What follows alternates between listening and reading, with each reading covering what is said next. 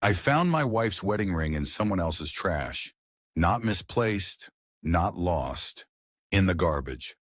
On a Tuesday morning route in the wealthiest neighborhood I serviced. My hands were shaking when I pulled it from between coffee grounds and torn magazines. Because I recognized the inscription inside immediately. Forever begins today. I bought that ring 17 years ago. Saved for 8 months. Had those exact words engraved. My wife died 3 years ago. So how the hell did her ring end up in a stranger's trash can?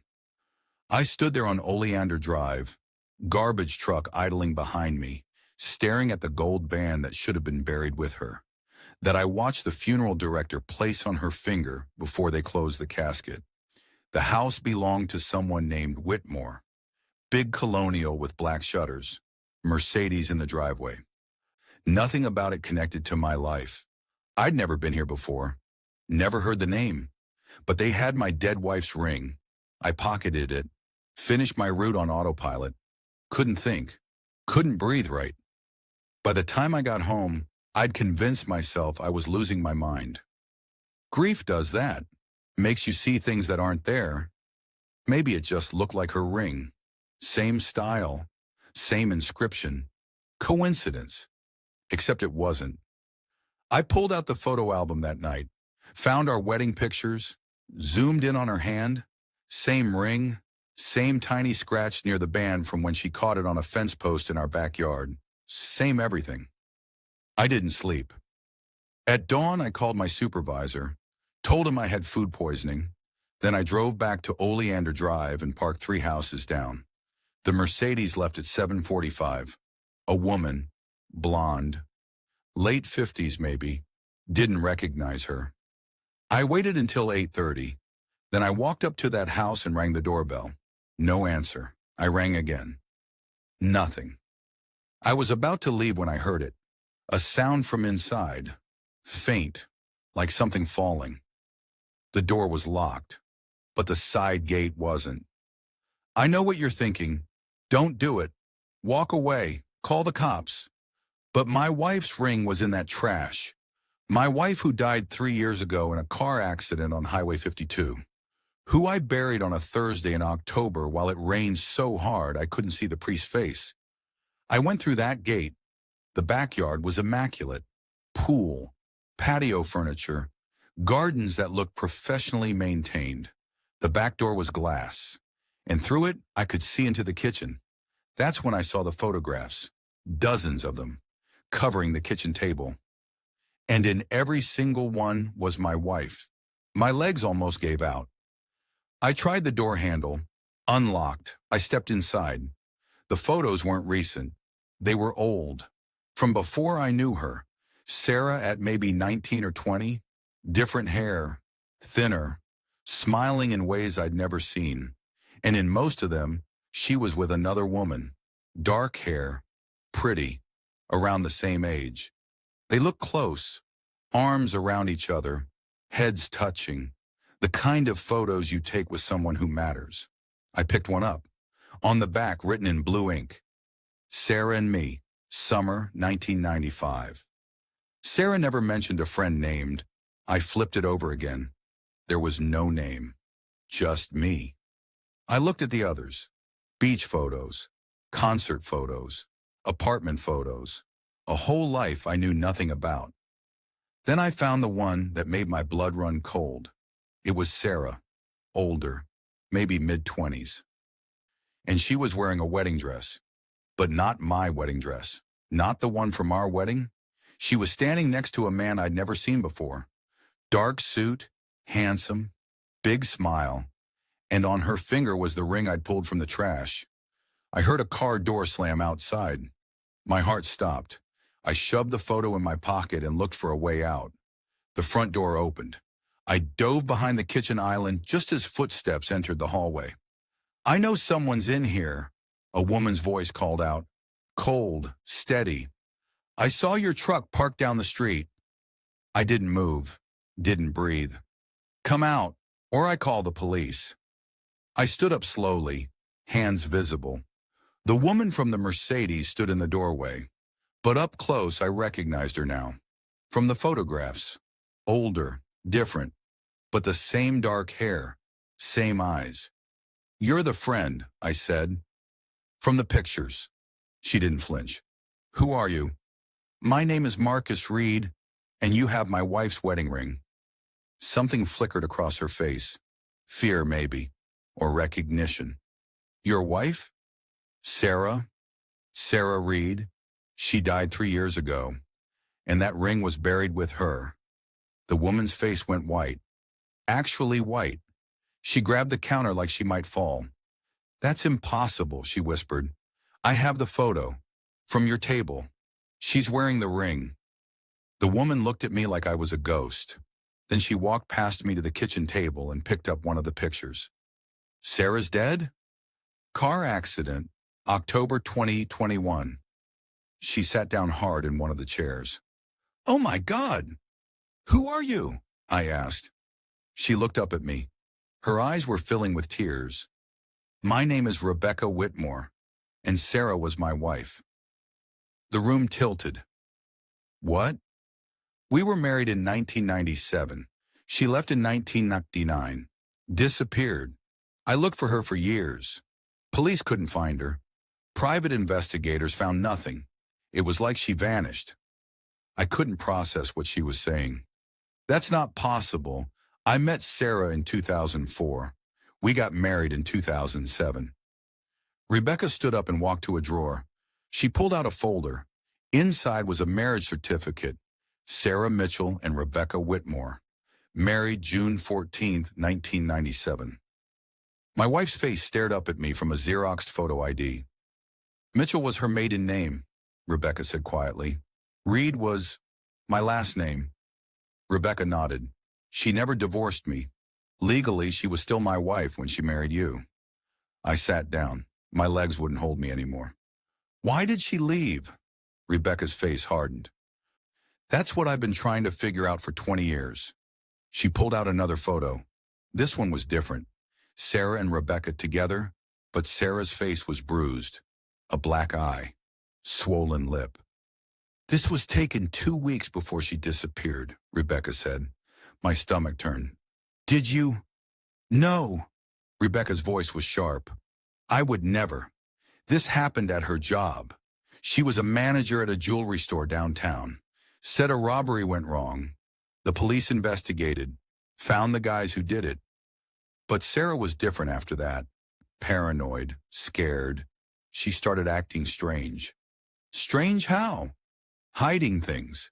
Making phone calls she wouldn't explain. Looking over her shoulder constantly. Then one day I came home and she was gone. Clothes gone. Car gone. No note. Nothing. I pulled out the ring. Set it on the table between us." "Then how do you have this?" Rebecca stared at it. "It came in the mail. Yesterday. No return address. Just a small box with the ring inside." "From who?" "I don't know." We sat in silence, the weight of it crushing both of us. "She never told me about you," I finally said. "She never told me she was still alive." Rebecca stood and walked to a cabinet. She pulled out a bottle of whiskey and 2 glasses, poured without asking. We both drank. "The police ruled her disappearance as voluntary," Rebecca said. "Said she probably just wanted a fresh start, away from me. They basically told me to move on. So I tried. But I never stopped looking. Never stopped wondering." "She never seemed scared when I knew her," I said. "She was happy. We were happy." "Did she work?" "Yeah, at a bookstore, part-time." "Did she have friends?" I thought about it. Really thought about it. "Not really. She said she was a homebody, liked keeping to herself. I just thought she was introverted." Rebecca's eyes met mine. "She was hiding." The word hung there. "From what?" "I don't know, but someone sent me that ring. After 20 years. That means someone knows what happened to her." I pulled out my phone, opened the photo of the envelope I'd found in Sarah's things after she died, the one I never understood.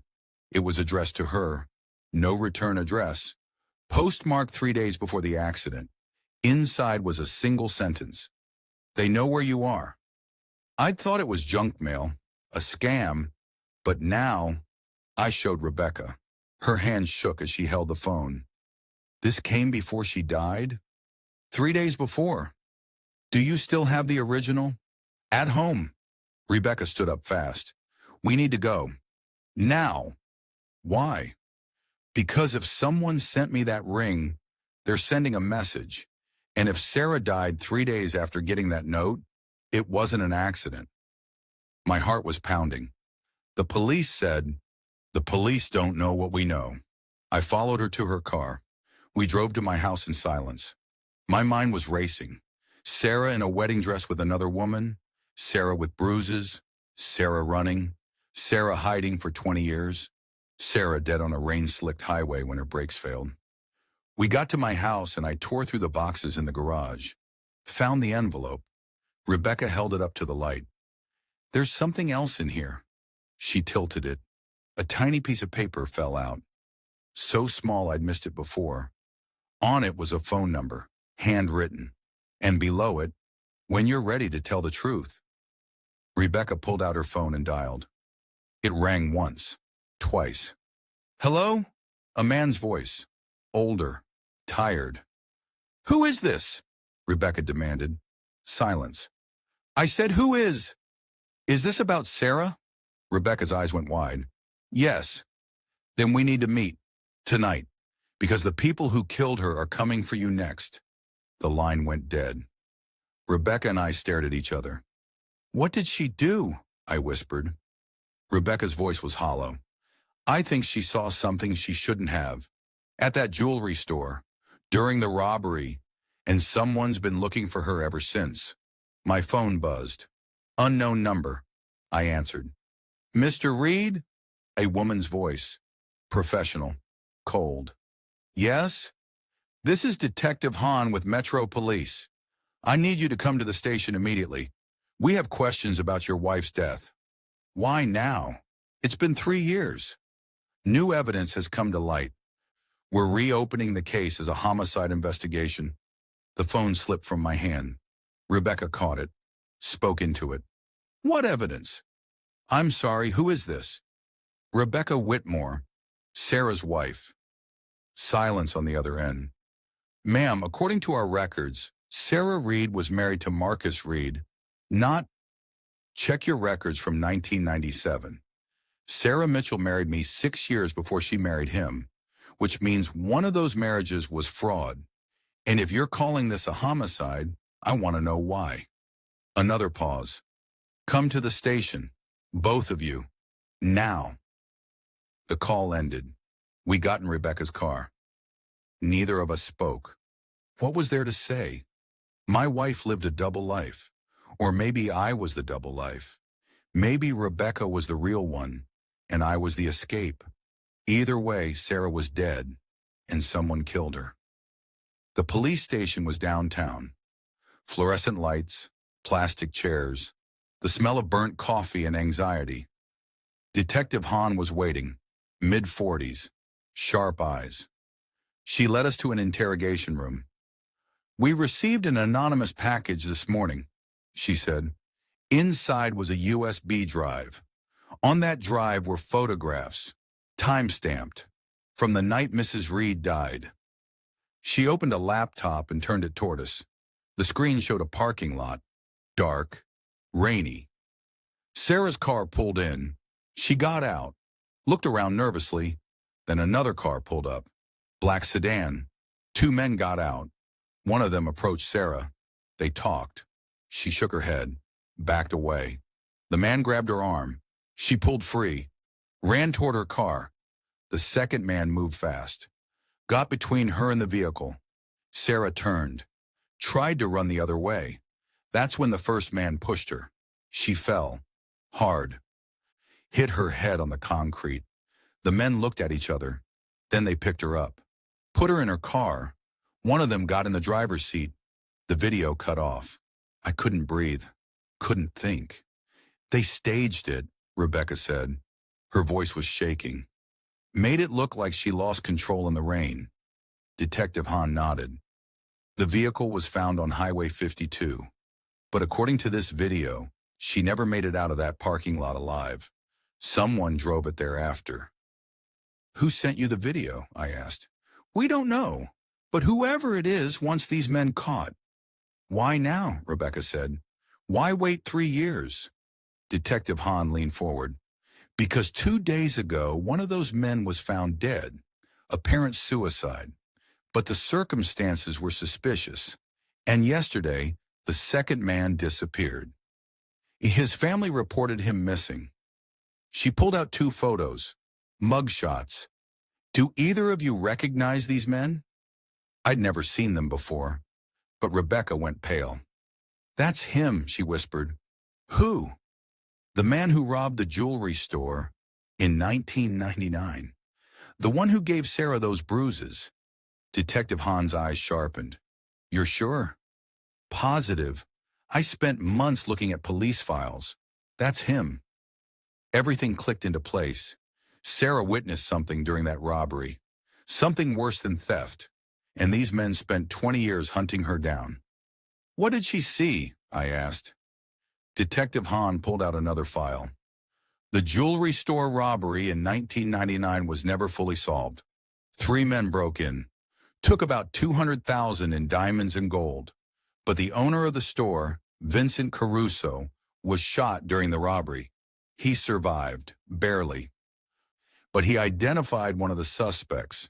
That man, she pointed to the mugshot, was arrested, served 15 years, got out in 2014. And then he found Sarah, Rebecca said. We believe so. What about the third robber? I asked. Detective Hahn hesitated. That's where it gets complicated. Vincent Caruso claimed there were 3 men, but only one was ever caught. The other 2 were never identified, and Caruso died in 2003. Heart attack. Convenient, Rebecca muttered. Very. I looked at the photograph again. So what did Sarah see that made them hunt her for 20 years? Detective Hahn closed the laptop. That's what we need to figure out. But whoever sent us that USB drive is trying to tell us something. And I think they're in danger too. My phone buzzed again. Same unknown number from before. I put it on speaker. Mr. Reed, the same man's voice. I'm here. Did you go to the police? They called us. Then you're out of time. Meet me at the corner of 5th and Main. 20 minutes. Come alone. We can't. If you want to know what your wife died protecting, you'll come. Both of you. The line went dead. Detective Hahn stood. You're not going. We have to, Rebecca said. It's a trap. Maybe, but it's the only lead we have. I met Rebecca's eyes. In them, I saw the same thing I felt. Desperation. The need to understand. We're going, I said. Detective Hahn didn't try to stop us, but she made us wear wires, and she said she'd have units nearby. 5th and Main was an industrial area, warehouses, empty lots. Not a place you go at night unless you have to. We parked under a broken streetlight, waited. At exactly 8 o'clock, a figure emerged from the shadows. Older man, 70s maybe, thin, walked with a limp. He approached the car, looked around nervously. Get out, both of you. We did. He studied our faces. You look like her, he said to me. Around the eyes. Who are you? My name is Vincent Caruso. Rebecca and I exchanged looks. The detective said he died in 2003. You're supposed to be dead, Rebecca said. I am, officially, and that's what kept me alive. He limped toward an abandoned warehouse. We followed. Inside, he turned on a single lamp. It cast long shadows across the empty space. Sarah saved my life that night, he said quietly. During the robbery, one of the men was going to kill me, finish the job. But Sarah talked him down, convinced him I wasn't worth it, that I was already dying. Why did they want you dead? I asked. Vincent's face twisted. Because I knew who they were, and I knew who sent them. Who? He pulled out a photograph, a group shot, 5 men in suits, smiling, prosperous. The man in the middle is Judge Harold Brennan. The other four are his associates, all prominent men, politicians, lawyers, businessmen. He pointed to one of them. This is the third robber, the one who was never caught. It was a face I recognized. From the news, from fundraisers, from campaign posters. City Councilman David Morrison.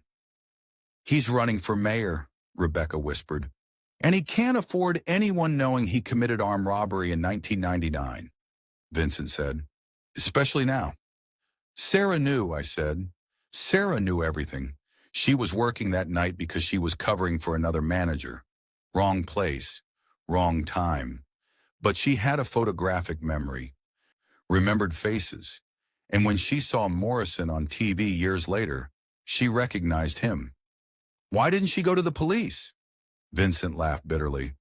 Because Judge Brennan controls the police, controls the prosecutors, controls everything. Sarah tried once, in 2000, filed a report.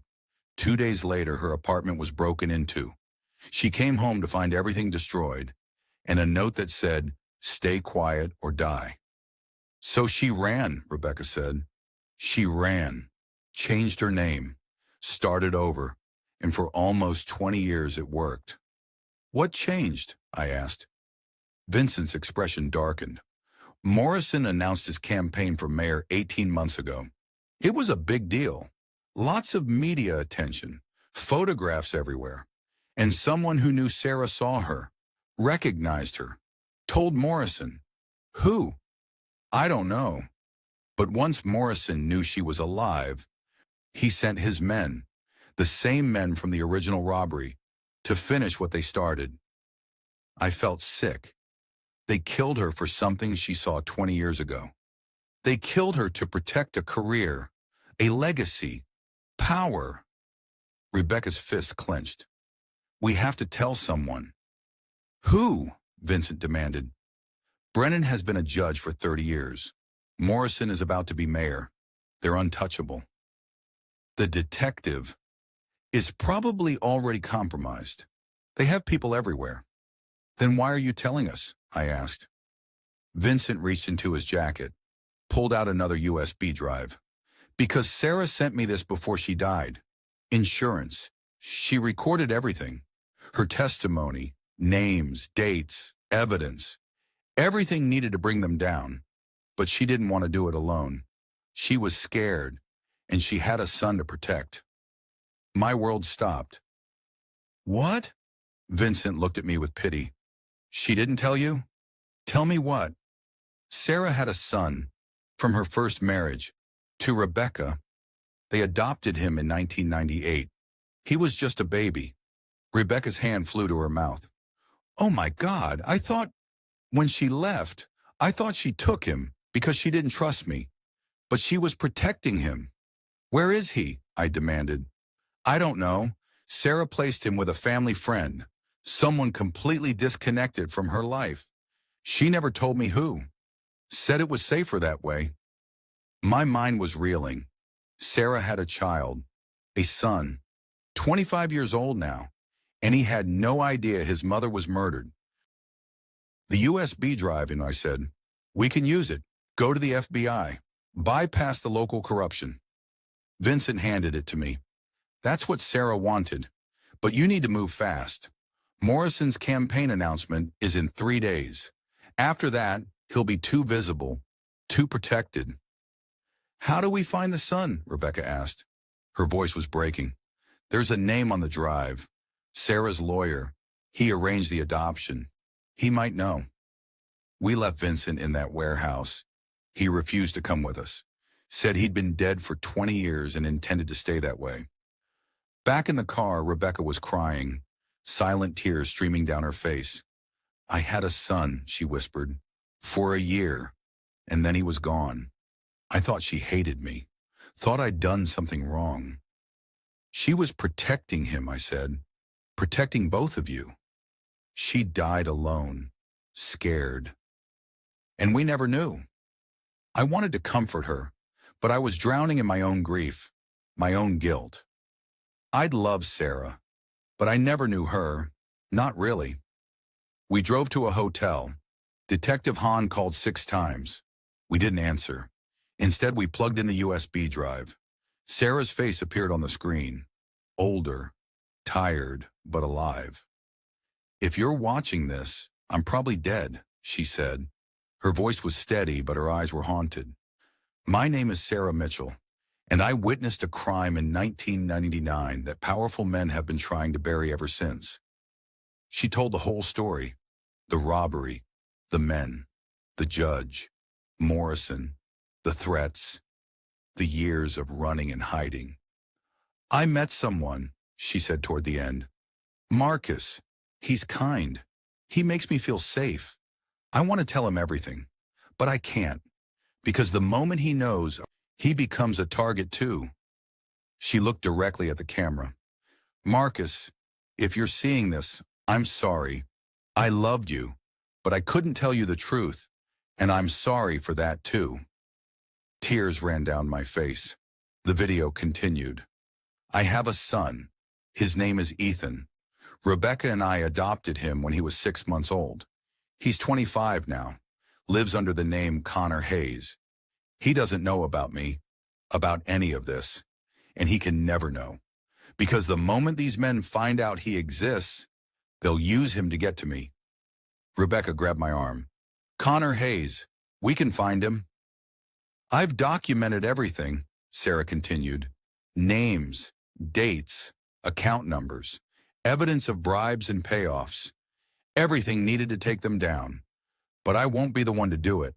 I'm too tired, too scared. So I'm leaving this with Vincent, and I'm trusting that someday the truth will come out." The video ended. We sat in silence. Then Rebecca opened her laptop and started searching. Connor Hayes, 25, living in Seattle, works as a graphic designer. She pulled up his social media, and there he was. Dark hair, bright eyes, Sarah's smile, our son. "We have to tell him," Rebecca said. "We have to destroy Morrison first," I replied. "If we tell him now, we put him in danger." "So what do we do?" I looked at the USB drive. "We go to the FBI.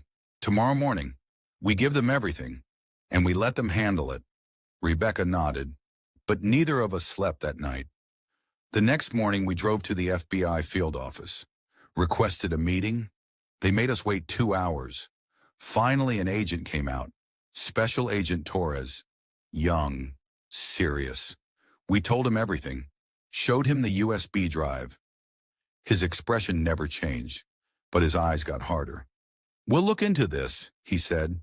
"That's it?" Rebecca demanded. "We just gave you evidence of murder and corruption and—" "Ma'am, I understand your frustration, but these are serious allegations against prominent individuals. We need to verify." "Sarah verified everything? It's all there." "Then we'll verify it," Torres said firmly. "Go home. We'll be in touch." We left feeling hollow. 3 days passed. No word from the FBI. Morrison's campaign announcement happened right on schedule. Big event. Lots of press. He stood there smiling, talking about integrity and justice. I wanted to put my fists through the screen. On the 4th day, my doorbell rang. I opened it to find a young man standing there. Dark hair, bright eyes. "Are you Marcus Reed?" he asked. My heart stopped. "Yes. My name is Connor Hayes, and I think you knew my mother." I couldn't speak, couldn't move. Rebecca appeared behind me. She made a sound like her soul was breaking. Connor looked between us, confused. Do you know who I'm talking about?" "Sarah," Rebecca whispered. "Your mother was Sarah." His eyes widened. "How did you—" "Because I'm Rebecca, and Sarah was my wife, before she was his." Connor stepped back. "What?" We invited him inside, told him everything. He listened without interrupting, and when we finished, he was crying. "She gave me up to protect me," he said. "She loved you," Rebecca said, "more than anything. And she died because she tried to do the right thing. We nodded. Connor wiped his eyes. So what do we do now? We wait, I said. The FBI is investigating. And if they don't do anything, then we go public. Release the video ourselves. Connor's jaw tightened. I want to help. You are helping by staying safe. I'm 25 years old. I've been safe my whole life. And my mother died protecting secrets that powerful men wanted buried. I'm not hiding anymore. He had Sarah's fire, her determination. Over the next week, Connor stayed with us. We got to know him, heard about his life, his adoptive parents who'd passed away years ago, his career, his dreams. He was everything Sarah hoped he'd be. And then Agent Torres called. We need you to come in, all three of you. We went. Torres met us in a conference room. He looked exhausted. We've been investigating for the past week, and everything on that USB drive is legitimate. Bank records, testimony, evidence. It's all real. So arrest them, Rebecca said. It's not that simple. Judge Brennan retired 5 years ago. He's protected by statute of limitations on most charges. And Morrison's lawyers are already claiming the evidence is fabricated, that Sarah was mentally unstable. She wasn't. I know, but that's what they're saying. And without Sarah here to testify, it's our word against theirs. So they get away with it? I said flatly. Not necessarily. Torres pulled out a file. There's one charge that doesn't have a statute of limitations. Murder. If we can prove Morrison ordered the hit on Sarah, we can arrest him. But we need more evidence. Like what? A witness. Someone who can place Morrison at the scene or prove he gave the order. The men in the video, one's dead, the other's missing. Probably dead too. We sat in defeated silence. Then Connor spoke up. What about Vincent Caruso? Torres frowned. Vincent Caruso died in 2003. No, he didn't. He faked his death, and he knows everything. Torres leaned forward. Where is he? We told him about the warehouse, but when the FBI went to check, Vincent was gone. Another dead end. Days turned into weeks. Morrison's campaign gained momentum. Polls showed him leading by double digits. And then one morning I got a package in the mail. No return address. Just a small box. Inside was a flash drive and a note. I'm sorry I ran, but I recorded everything the night I talked to Sarah. Every conversation, every name. You'll find what you need here. Tell my story. Tell hers. Don't let them win. V. I called Torres immediately. He came to my house within the hour. Took the flash drive. 2 days later, Morrison was arrested. The evidence was overwhelming. Vincent had recorded phone calls, meetings, Morrison ordering the hit, Morrison covering it up, Morrison threatening witnesses, all of it. The news exploded. Judge Brennan was implicated too. Within a week, 3 more men were arrested. The trial lasted 4 months. Connor, Rebecca, and I attended every day. Morrison's lawyers tried everything. Character assassination, technicalities, procedural delays. But the jury saw through it, guilty on all counts.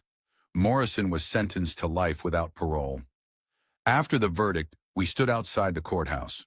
Reporters swarmed. Cameras flashed. Connor stepped forward. My mother's name was Sarah Mitchell. She witnessed a crime and spent 20 years running because powerful men wanted to silence her. They thought they could make her disappear, but she left behind the truth. And today, that truth won. The cameras kept rolling. Rebecca put her arm around him. I stood on his other side. We'd become a family. Broken, grieving, but together. That night we went to Sarah's grave. I placed her wedding ring on the headstone. We did it, I whispered. We told your story. Connor knelt beside me. I wish I could have known you. She knew you, Rebecca said softly, and she never stopped loving you. We stayed until dark, And for the first time in 3 years, I felt like I could breathe. Sarah's secrets were finally buried, and the truth had set us all free. Judge Brennan tried to flee the country. They caught him at the airport with $2 million in cash and fake passports. He got 20 years. The other associates took plea deals, testified against each other. The whole operation crumbled. Vincent Caruso came out of hiding after the trial, gave interviews, wrote a book, said he'd been waiting 20 years to tell the truth, but needed the right people to hear it first. He died 6 months later. Heart attack. Real one this time. But he died knowing justice had been served. Rebecca sold her house on Oleander Drive. Said she couldn't live there anymore. Too many ghosts. She moved closer to me and Connor. We had dinners every week, talked about Sarah, filled in the gaps of her life. Connor learned about his adoption, met the woman who'd raised him after Sarah left. She was kind. Said Sarah visited twice a year until Connor turned 10. Then the visit stopped. Now we knew why. Morrison had found her.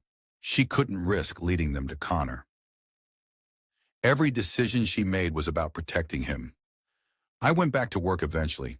Same routes, same neighborhoods. But I never drove past the Whitmore house without thinking about that morning. The ring in the trash, the moment everything changed.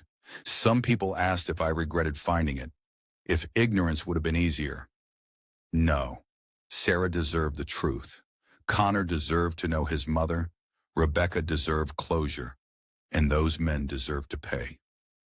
On the anniversary of Sarah's death, the three of us started a foundation for victims of witness intimidation, for people too scared to come forward. We called it the Sarah Mitchell Foundation because she wasn't Sarah Reed. That was just a name she used to survive. She was Sarah Mitchell, and she was brave, and she was right, and she won. Connor designed the logo. Rebecca handled the legal work. I did outreach. We helped 17 people in the first year, got protection, got justice, got their lives back. Sarah would have been proud. I think about her every day. The woman I married, the woman I thought I knew. She was more than I ever understood, stronger, braver, more scared. She carried secrets that would have crushed most people, and she carried them alone. I wish I could have helped her, wish she'd trusted me enough to tell me, but I understand why she didn't. Love isn't always about sharing everything. Sometimes it's about protecting the people you love from the darkness you carry. Sarah loved me enough to keep me in the light, and I loved her enough to bring her truth into it. Rebecca and I scattered Sarah's ashes in the ocean. Connor said a few words, read a poem he wrote. We released biodegradable lanterns into the sky, watched them float away. Sarah was free now, really free. No more running, no more hiding, no more fear, just peace. I still have the ring. Keep it in a box on my dresser. Some days I take it out. Hold it. Remember. The inscription still reads, "Forever begins today." And I realize now that Sarah was right. Forever did begin that day. Just not the way either of us thought.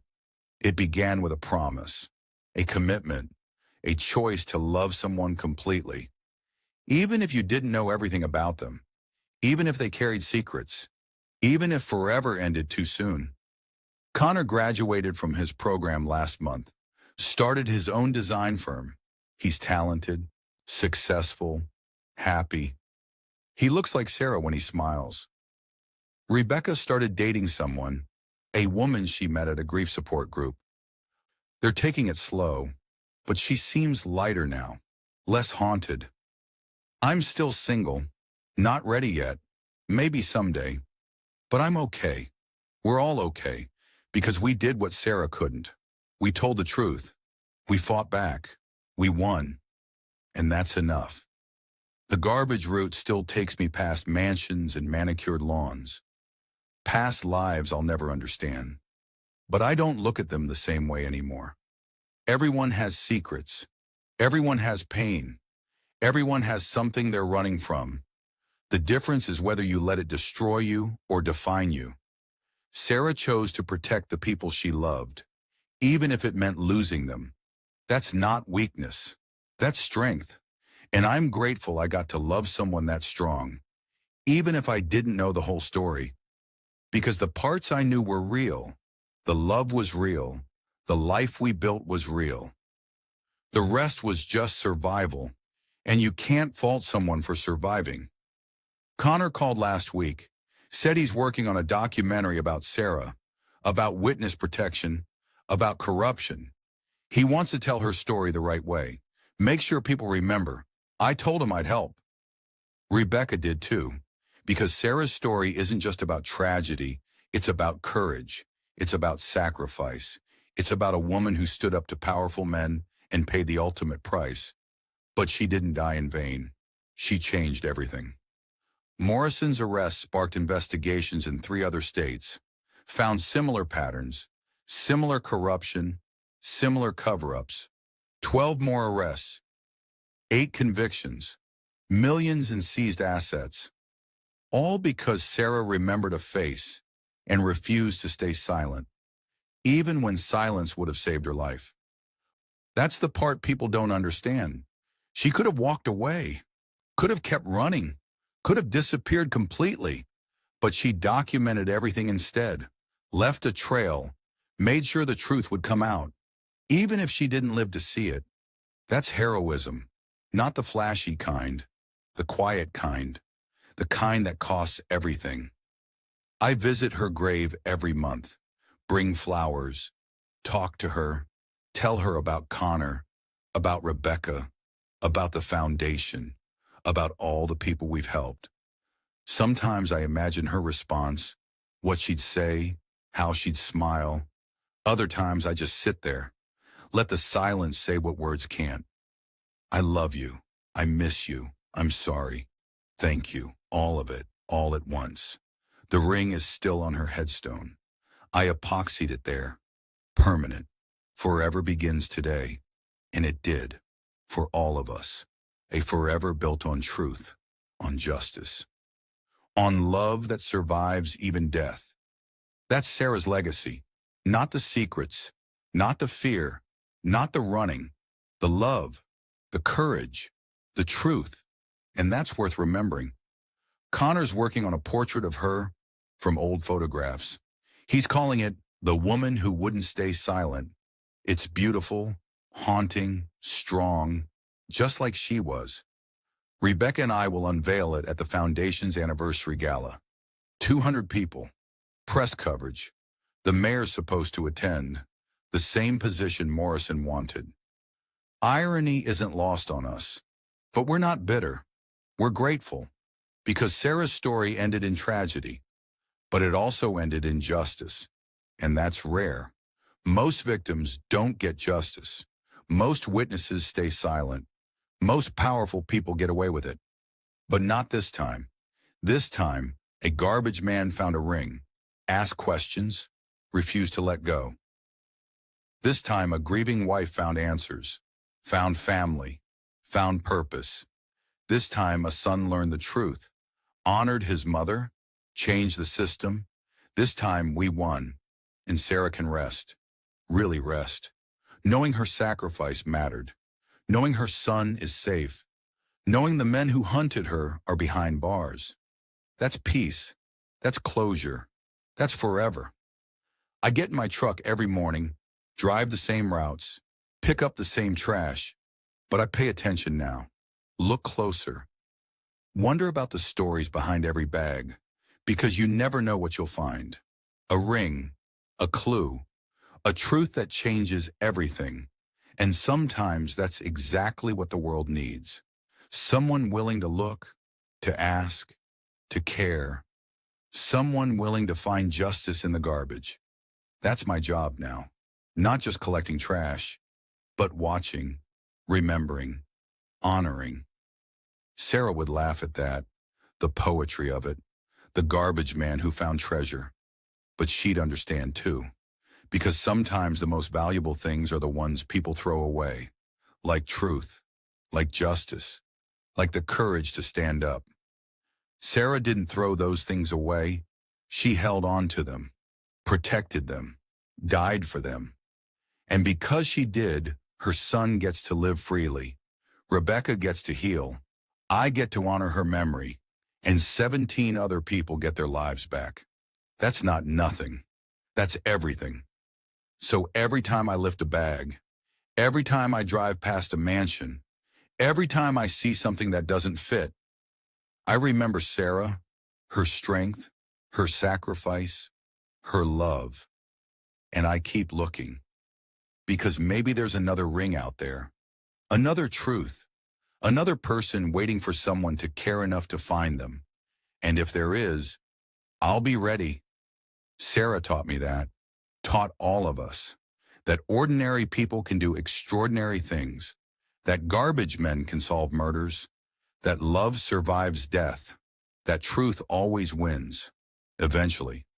Even if it takes 20 years, even if it costs everything, even if no one lives to see it, truth wins.